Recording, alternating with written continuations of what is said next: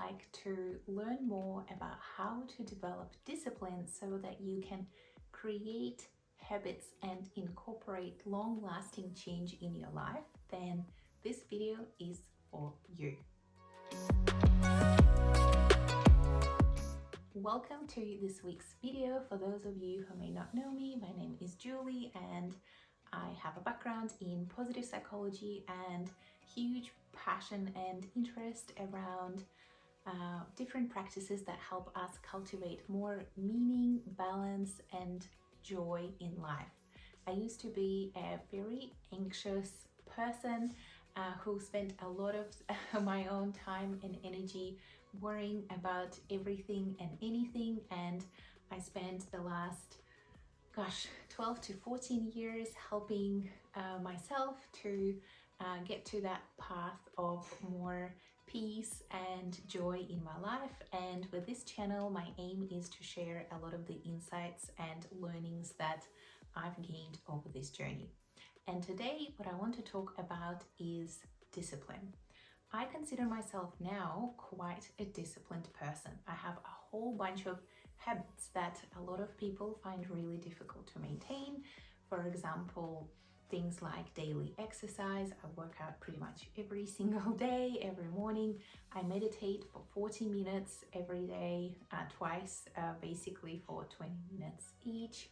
I have a weekly meal planning ritual where I develop a plan for my meals for the week and then make sure that that is all organized for the week ahead so that I can eat healthily. There's actually quite a few other habits that I do that I am very proud of, mainly because this is something that I always wanted to cultivate, and now for a number of years I can say safely that these just have been a part of my life. Before I talk about the three key principles that have really helped me, and I gotta say that a really big impact on me had the very famous Atomic Habits book by James Clear. Highly recommended if you're looking to learn more about how to build great habits. But the one thing I do want to say is that everyone is different, right? I'm sharing here what has worked for me in the hopes that for some of you this may resonate and may inspire you to go and try either the same things or maybe to try something different. But also my approach and philosophy may absolutely not work for some of you, and that is absolutely fine as well. The most important thing and something that I'm trying to share with this channel and in general in life is that first and foremost, we need to learn to trust ourselves and trust our own guidance and inner authority and learn to lean on that first and foremost. In saying that, here are the three key principles that have helped me. First one was to get very clear on the why. With any habit, typically the reason why it is hard to cultivate it is because we don't necessarily get the immediate benefit from it, right? When you start meditating or exercising or healthy cooking or any other habit, it's not something that once you do it, you immediately see results. So to sustain that motivation, to sit down, to really write down what is it that you want your life to be like? What kind of person do you want to be? That's something that has really helped me, because through that journey, I realized that it's very important for me to be a healthy person. I want to be someone who has cultivated a sense of peace and kind of calmness about them.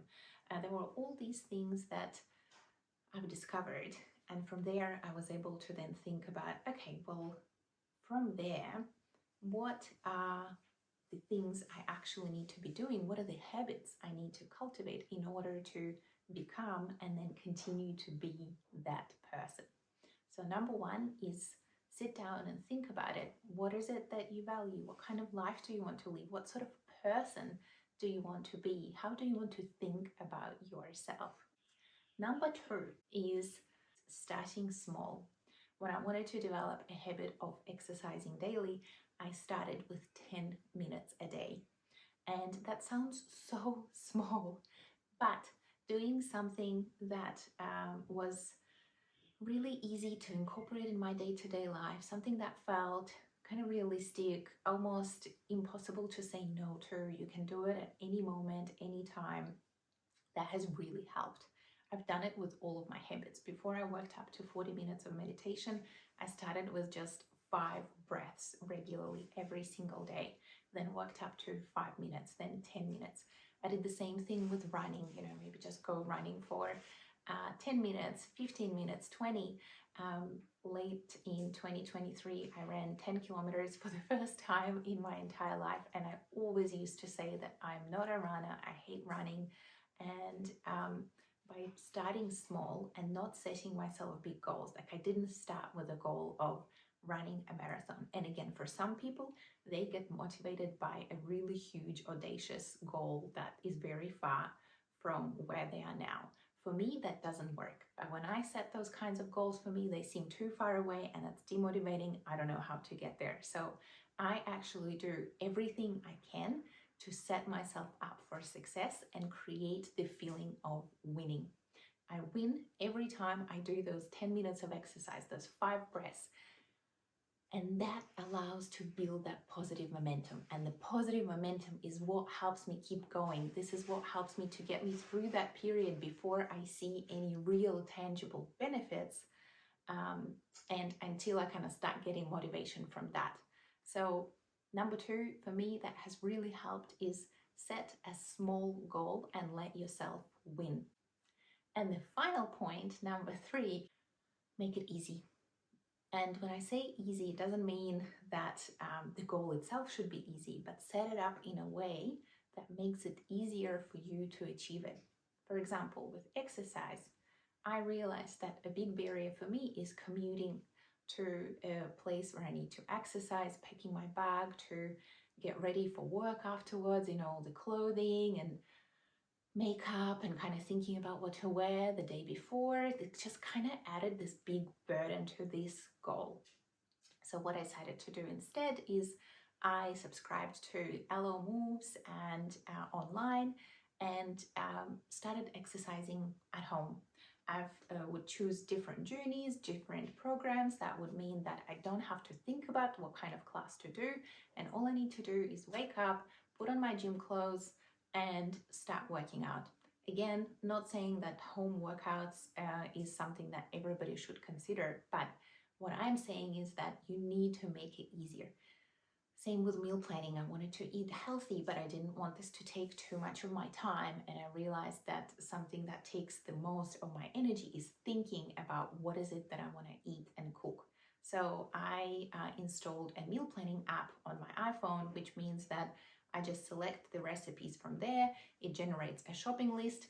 I use that shopping list to online shop, and then the food either gets delivered or I go to the store to pick it up when it was already selected and packed for me.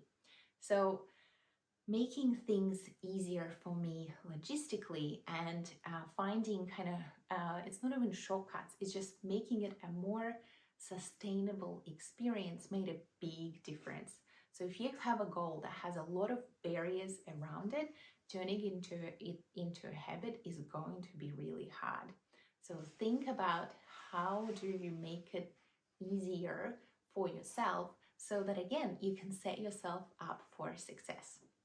These were the 3 key principles that have guided me on my habit creation journey. And the one final tidbit that I want to share is now that I have a lot of those habits fully embedded and established, the key that I live by is consistency over perfection.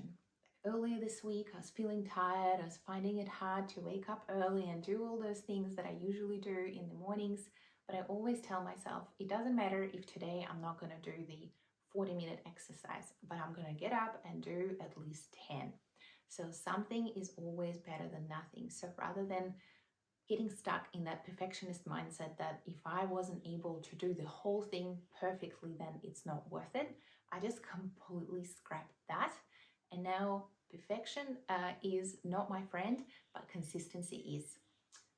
Thank you so much for watching this video, and I look forward to hearing if you have any practices or tips that have helped you on your habit formation journey, and I will see you in the next video.